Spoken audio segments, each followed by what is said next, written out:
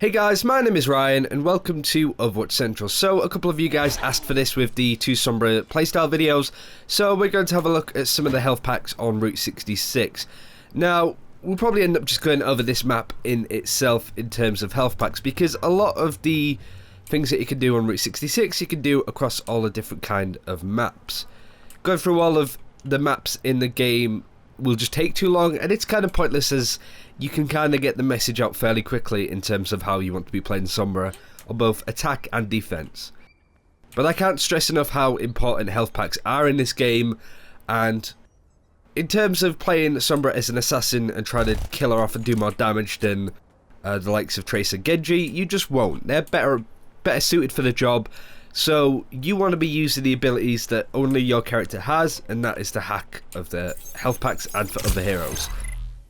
Now in terms of time, what's better? Being able to hack something for a minute or being able to hack something for 6 or 7 seconds, and maybe even that not sort of paying off in terms of hacking other heroes. This aspect of the game is incredibly important, and I really feel that it's going to be the difference and the meta changing thing in terms of Sombra being added to the game. Now, which health packs you pick are very important as well, and you've got to bear in mind that you have this big knots and crosses game, or Connect 4 if you like, with the enemy Sombra in terms of taking territory and taking health packs. Now, what I'm going to show you is actually a sort of area of King's Row, like an aerial shot. I tried to do this video yesterday going over King's Row, but I feel that going over Route 66 is a lot better. Now, the main health pack that you want to be taking on attack, or even defense as well, is that big health pack in the room on the right hand side just as you come out of spawn. Now, where you go from there, you have two options that I like to use. You either go for the Mondata statue health pack, which you can see on screen, or the one in the hotel as well. Ideally, you want to be taking control of all three, but if the enemy team has a Sombra, they're going to be trying to take control of all three as well. So ideally as many of those three as you can get, but also picking up the big health pack right at the far back on the right, or the health pack down the alleyway on the left hand side is good if these health packs are just currently a no-go for whatever reason. Now I say Connect 4 and Knots and Crosses because you want to be connecting these health packs up. Ideally you want to be taking all three and taking this area as a form of triangle. Then your team has control of that area in terms of its health packs and can push through a lot more comfortably than the enemy team can hold. Now this in itself is very important, and I think I think Route 66 is a really good example in terms of aggressively taking health packs and trying to connect them up. Especially on the payload maps, these pure payload maps, there is a spine of the map, and health packs can be darted alongside it. Of course, which are the main sort of spine health packs in this map? This one, but also, if I throw that there, just for a second, just to prove my point, this one, if you can be aggressive and sneaky enough to take this health pack away from the defending team, then that's major.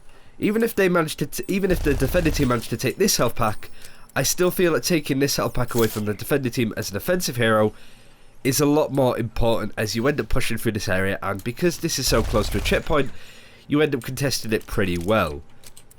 Now, again, I don't want to go over stuff too much, as there is a lot of stuff to really sort of go over and it just ends up waffling on. But in terms of taking that area, you might want to take this health pack as well. But if you're feeling a lot more aggressive and a little bit more ballsy, you can take this health pack as well, because it's a big one where a lot of the fights tend to happen. The defending team will want to be up here and drop down and have fights, so they might try and retreat into this room and be like, oh, I need a health pack, Lucia's dead, oh, and then they just might get killed by you and you've won that fight.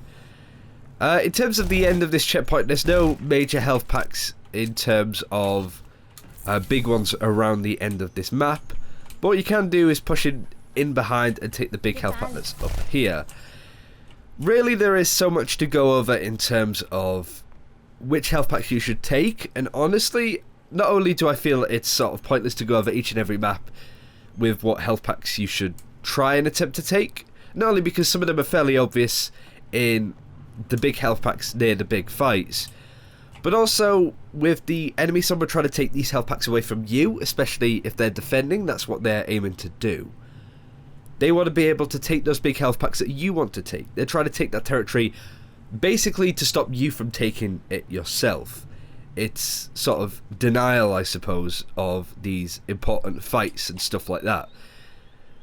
But as an offensive hero, you want to be able to push up and not only take the health packs that are where your team are, but also if you can feel that your team are pushing through, you want to be taking the health packs of where your team are going to be in 20 or 30 seconds.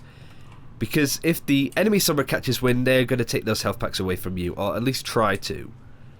The most difficult games I've had as a Sombra is trying to help out the team by taking health packs and taking areas, but the enemy Sombra is already a step ahead of me. Not only that, you need to be able to juggle time pretty well. Not only with your translocator in terms of how long it lasts, you've got 14 seconds, you want to be able to dip in, get all of your stuff done and not stay around too long without, you know, because you might end up in a situation where you want to translocate and it's on cooldown and you just end up in no man's land and you end up dead. But also in terms of how long these payloads last. So for example, setting up that one, that's a minute. At least it is for now. It might be subject to change down the line. But you also want to be able to do this thing, getting pickoffs, hunting forward for other health packs, but also making sure that you're coming back for the important health packs to make sure that they stay yours. Because another main thing about attacking is that if the enemy team, if the defending team can take these health packs away from you, they're stalling you, and that is the most important thing in terms of taking those health packs.